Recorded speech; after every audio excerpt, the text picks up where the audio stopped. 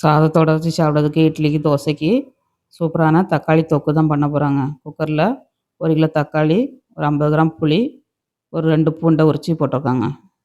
எல்லாத்தையும் போட்டு நம்ம இப்போ கட் பண்ணி வேக வச்சு எடுத்துக்கிடலாம். புளியும் தக்காளியும் வேக வச்சு எடுத்துக்கோங்க. பூண்டை வந்து லாஸ்ட்டில் ஆட் பண்ணணும். 2 விசில் விட்டு எடுத்தாச்சு.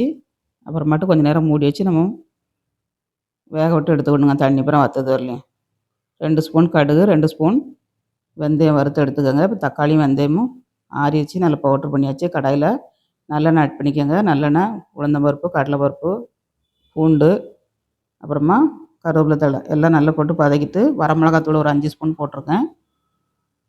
போட்டு நல்லா சட்னியும் ஊற்றி நம்ம வதக்கிட்டு, நம்ம திரிச்சு வச்ச பவுடரையும் போட்டு இறக்குனோம்னா சூப்பரான தொக்கு ரெடிங்க. ஒரு பாட்டிலில் ஸ்டோர் பண்ணி வச்சிங்கன்னா அட்டகாசமாக இருக்கும். டேஸ்ட் வந்து 6 மாதம் வரைக்கும் கெட்டு போகாது. வெளிநாட்டுக்கு போகிறவங்களுக்கு அந்த மாதிரி ஸ்டோர் பண்ணி கொடுங்க. சூப்பராக இருக்குங்க டேஸ்ட்டு. வீடியோ பிடிச்சிருந்தா லைக் பண்ணுங்கள்.